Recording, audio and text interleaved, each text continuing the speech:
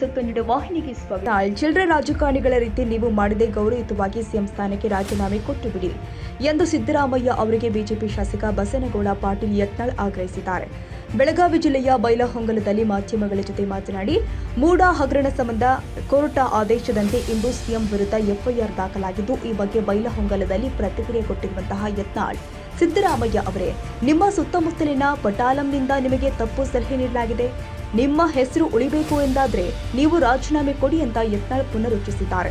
ಕಾಂಗ್ರೆಸ್ನಲ್ಲಿ ಇರುವವರೇ ಸಿದ್ದರಾಮಯ್ಯ ಅವರನ್ನ ಬಲಿಪಶು ಮಾಡಿದ್ದಾರೆಂದು ಆರೋಪಿಸಿರುವ ಯತ್ನಾಳ್, ನ್ಯಾಯಾಂಗ ವ್ಯವಸ್ಥೆ ಏನು ನಿರ್ದೇಶನ ಕೊಡಬೇಕು ಅದು ಕೊಟ್ಟಿದೆ. ಪ್ರಕರಣದಲ್ಲಿ ಸಿದ್ದರಾಮಯ್ಯ A1 ಆರೋಪಿ ಎಂದು ಎಫ್ಐಆರ್ನಲ್ಲಿ ಉಲ್ಲೇಖ ಮಾಡಲಾಗಿದೆ. ತನಿಖೆ ಮುಕ್ತ ಹಾಗೂ ನ್ಯಾಯಸಮ್ಮತವಾಗಿ ಆಗಬೇಕು. ಸಿದ್ದರಾಮಯ್ಯ ಗೌರವಯುತವಾಗಿ ರಾಜೀನಾಮೆ ಕೊಡಬೇಕು. ಮತ್ತೆ ಕೋರ್ಟ್ ತೀರ್ಪು ಬಂದ ಬಳಿಕ ನೀವೇ ಮತ್ತೊಮ್ಮೆ ಸಿಎಂ ಆಗಬಹುದು. ನಿಮಗೆ ಒಳ್ಳೆಯ ಅವಕಾಶವಿದೆ ಅಂತ ಅಭಿಪ್ರಾಯಪಟ್ಟಿದ್ದಾರೆ.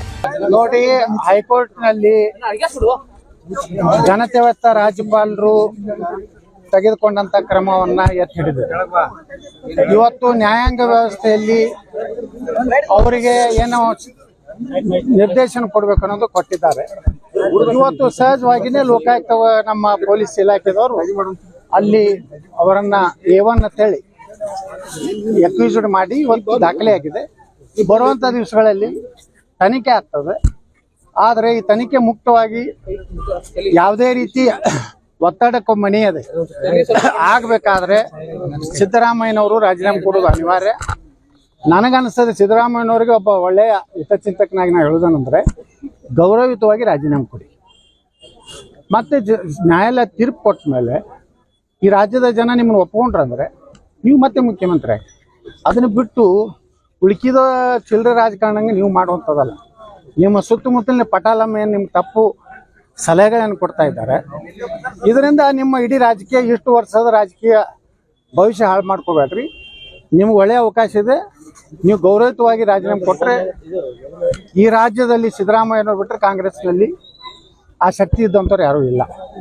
ಆದರೆ ಇವತ್ತು ನೀವೇ ಹಾಳು ಮಾಡ್ಕೊಳಕತ್ತೀರಿ. ಅದಕ್ಕೆ ಕಾರಣ ನಿಮ್ಮ ಹಿಂದೂ ವಿರೋಧಿ ನೀತಿ. ಗಣೇಶನ ಮೂರ್ತಿಯನ್ನು ಅರೆಸ್ಟ್ ಮಾಡಿಸುವಂಥದ್ದು, ಕುಂಕುಮವನ್ನು ಹಚ್ಕೊಳ್ಳಿಕ್ಕೆ ತಿರಸ್ಕಾರ ಮಾಡೋದು, ಯಾವ ಹಾಲಮತ ಸಮಾಜದ ಪೇಟ ಸುತ್ತುಕೊಳ್ಳಿಕ್ಕೆ ನಿಮಗೆ ಒಂದು ರೀತಿಯ ಅಪಮಾನ ಅನಿಸ್ತದೆ. ಅದೇ ಮುಸ್ಲಿಮರ ಆ ದುಬೈ, ಕುವೈತ್, ಅರಬಸ್ತಾನದಲ್ಲಿ ಹಾಕುವಂಥ ಡ್ರೆಸ್ ಹಾಕೊಳ್ಳಿಕ್ಕೆ ಖುಷಿ ಪಡ್ತೀರಿ. ಈಗ ಹೋಗಿ ಚಾಮುಂಡಿ ತಾಯಿಯ ಒಂದು ದರ್ಶನ ತಗೋತೀರಿ. ಇದೆಲ್ಲ ಶಿಕ್ಷೆ ದೇವ್ರು ಕೊಡ್ತಾ ಇದ್ದಾನೆ. ನಿಮ್ಗೆ ಏನಾರೇ ಮುಂದಿನ ದಿವಸಗಳಲ್ಲಿ ನಿಮ್ಮ ಹೆಸರು ಉಳಿಬೇಕಾದ್ರೆ ತಕ್ಷಣ ರಾಜೀನಾಮೆ ಕೊಡಿ. ಈ ಒಂದು ತನಿಖೆಯನ್ನು ಎದುರಿಸಿ, ಅದಾಗದೆ ಇದ್ರೆ ವಿಧಾನಸಭೆ ವಿಸರ್ಜನೆ ಮಾಡಿ ಹೊಸದಾಗಿ ಚುನಾವಣೆ. ಸರ್, ಕಾಂಗ್ರೆಸ್ನವರೇ ಮೂಡ ಹಗರಣ ಹೊರಗೆ ತಂದ್ರು ಅಂತ ಹೇಳಿ ಬಿಜೆಪಿ ಅವರು.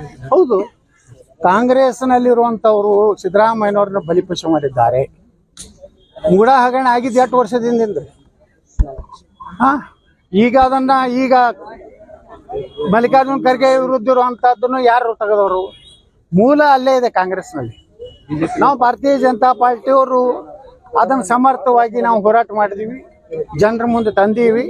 ಅದರ ಪ್ರಾಯಶ್ಚಿತ್ತವಾಗಿ ಇವತ್ತು ಸಿದ್ದರಾಮಯ್ಯನವ್ರಿಗೆ ಈ ಪರಿಸ್ಥಿತಿ ಬಂದಿದೆ. ಯತ್ನಾಳ್ ಅವರು ಮತ್ತು ರಮೇಶ್ ಜಾರಕಿಹೊಳಿ ಉಚ್ಚಾಟನೆ ಮಾಡಬೇಕು ಅಂತ ಹೇಳಿ ಇವತ್ತು ರೇಣುಕಾಚಾರ್ಯ ಮತ್ತು ಅವರಿಬ್ಬರನ್ನ ಮೊದಲು ಉಚ್ಚಾಟನೆ ಮಾಡಬೇಕು. ಆ ಸಿದ್ದೇಶ್ ರೇಣುಕಾಚಾರ್ಯ ಎಷ್ಟು ದುಡ್ಡು ತಗೊಂಡು ಮಲ್ಲಿಕಾರ್ಜುನ ಅವ್ರ ಮನೆಯವರು ಚುನಾವಣೆ ಮಾಡಿದ್ದಾನೆ. ಸಿದ್ದೇಶ್ವರ್ ಹೇಳ್ಯಾರಲ್ಲ, ಪಕ್ಷ ವಿರೋಧಿ ಚಟುವಟಿಕೆ ಅವ ಮಾಡೋದಂತವ, ಅವನಿಂದ ಏನು ಪಾಠ ಕಲಿಬೇಕಾಗಿಲ್ಲ. ರೇಣುಕಾಚಾರ್ಯನ ಮೊದಲು ಉಚ್ಚಾಟನೆ ಮಾಡ್ಬೇಕು. ಯಾಕಂದ್ರೆ ಅದೇ ಒಂದು ದೊಡ್ಡ ತಲೆನೋವು ಇದೆ ಕರ್ನಾಟಕ. ತಾಜಾ ಸುದ್ದಿಗಾಗಿ MTV News 24x7ಗೆ ಸಬ್ಸ್ಕ್ರೈಬ್ ಮಾಡಿ ಮತ್ತು ಬೆಲ್ ಐಕಾನ್ ಅನ್ನು ಒತ್ತಿ. ತಪ್ಪದೇ ಲಿಂಕ್ ಶೇರ್ ಮಾಡಿ.